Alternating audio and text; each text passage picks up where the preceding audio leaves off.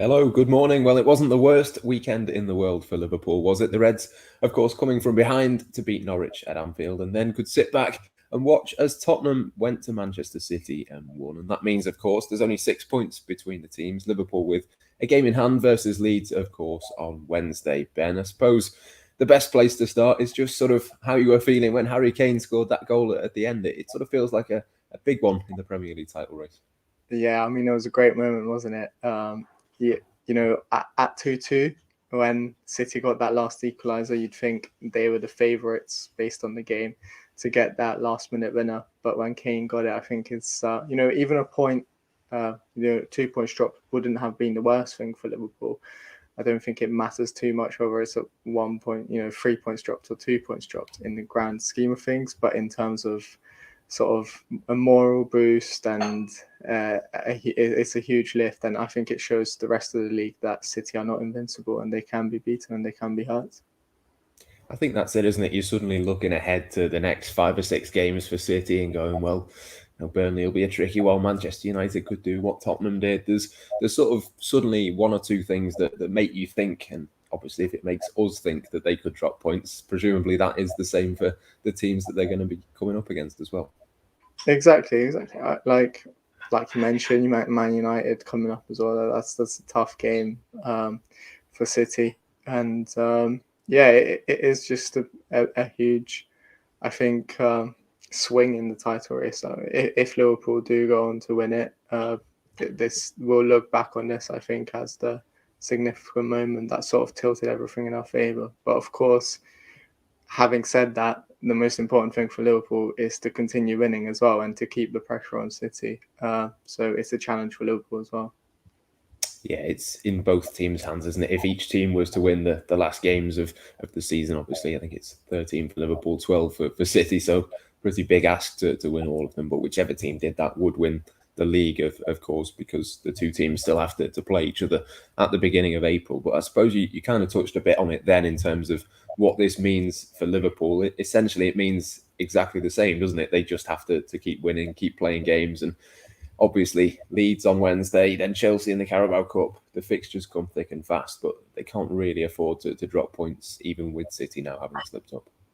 Yeah, exactly. When you're in a title race, I mean, that's what it is normally. That's what happens in general. When there's two people competing for the title, you always have to win. And now there's a few cup finals, not just in the cup final that's coming up, but all the league matches that are still left. I think they're all cup finals in a sense that Liverpool have to win it. And if they do, then there is going to be a trophy at the end of it.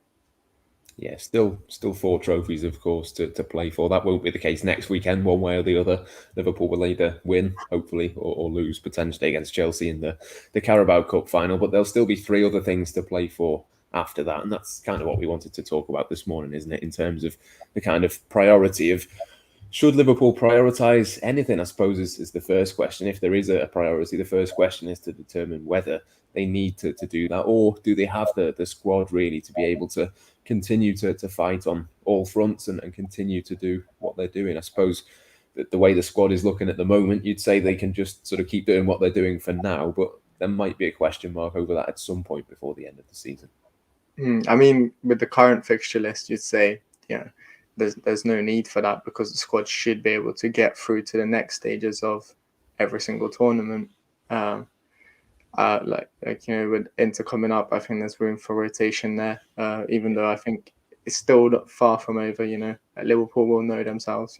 How you can achieve comebacks in the Champions League, and it's not impossible. Although Liverpool do have a great advantage, then Norwich in the FA Cup. You look at that game, and Liverpool rotated I think 7 players over the weekend, and you can see that happening again against Norwich.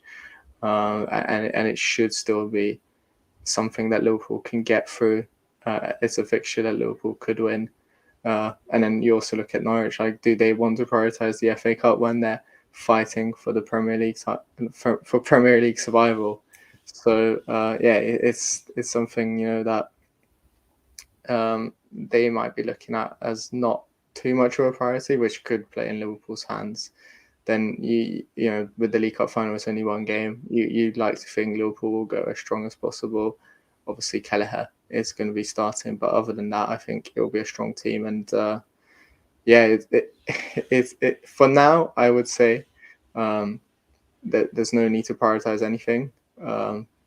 But with the squad that Liverpool have, but heading, towards the end of the season, maybe another month down the line, I think we'll see Klopp needing to sort of adjust what he wants out of this team, really.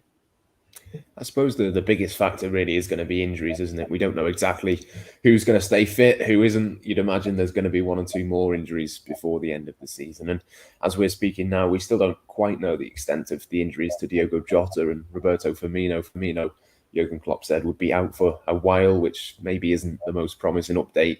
Diogo Jota slightly better than first feared was kind of the feeling coming out of that one this weekend. So again, we don't know exactly what that means. We don't have a time scale on those two things. But I suppose the squad depth really is just shown by the fact that at the weekend on Saturday, Liverpool didn't have Jota, they didn't have Firmino, but they still had a front three and Origi and Minamino to come off the bench. I think that pretty much sums up where the squad is at this moment. Yeah, exactly. You had, I think Minamino only came on with 2 minutes to go, but he scored a brace against Norwich before in the League Cup. So it was a strong team, and I think a lot of it will just depend on injuries, because if you get another couple of more injuries in the attack, then Liverpool will look short. But then again, it's a challenge they came through without Diaz, without Mane, and without Salah during AFCON in January. They still managed to overcome that challenge, and get a lot of points on the board and not really drop any points in the Premier League during that time, even though it was only 2 games. So I think even with injuries, it will be something that Liverpool can pull through, but in the league. Now, if we're talking about Champions League at the same time and potentially the FA Cup, that might be a bit more tricky.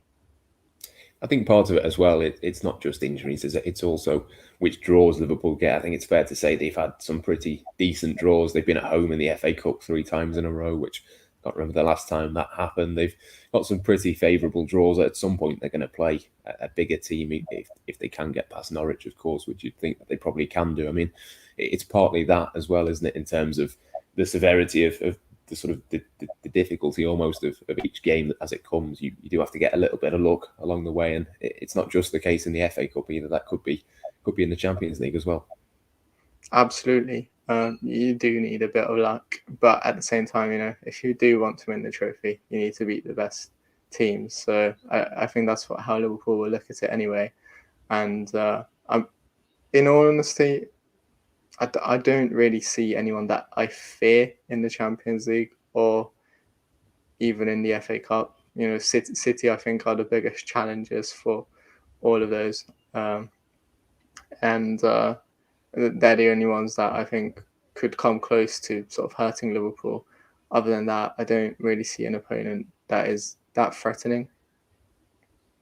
Yeah, it's going to be interesting, isn't it? You think the longer both teams are in it in the Champions League, the more likely they are to come up against each other. And if we had, say, a double header in a Champions League semi-final plus that league game between the two, all in April and May, that would be certainly an intense few weeks, wouldn't it, for Liverpool? But I don't know. It's really exciting, isn't it? That's the bottom line. If we say that there doesn't need to necessarily be a priority, you can continue hopefully with one trophy in the bag next weekend to go on and get the other 3 and collect as many of them as you can. As Mickey says in the comments, should go and make history and win all 4. Why not?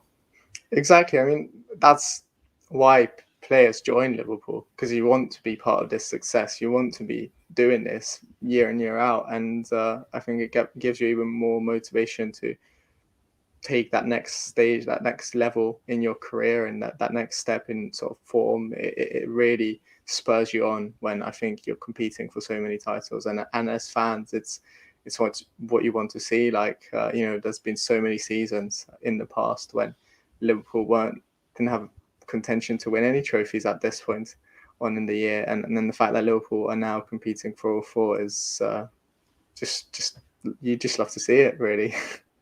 Yeah, massively exciting. We'll be covering it, of course, across Liverpool.com. Just one final question, Ben. Just a quick one, but maybe a slightly difficult one. I know we've said that we want Liverpool to go and try and win all 4 of these trophies. But if I said to you, you can guarantee right now that Liverpool win one of them, just one, which one would it be that you would pick? Well, that's a tough one because, the Premier League, I think Liverpool will equal the 20th United's record of the 20th 20 league titles. But then again, for me, my personal favourite is the Champions League. And I think if Liverpool don't win it this year, then Man City have a good chance to win it. And you don't really want them to lift the European trophy. So I think I'll stick with the Champions League for me.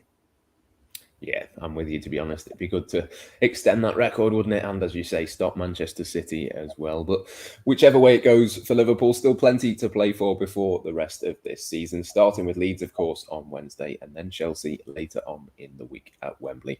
We'll have all of the build-up and the reaction you need across Blood Red and Liverpool.com over the next sort of week or so. So make sure you subscribe and like the Facebook page as well, of course. Don't miss out on all of our stuff over there. For now, though, I think that'll do us from myself, Matt Addison, and Ben Bocsak. That'll do. It's goodbye for now.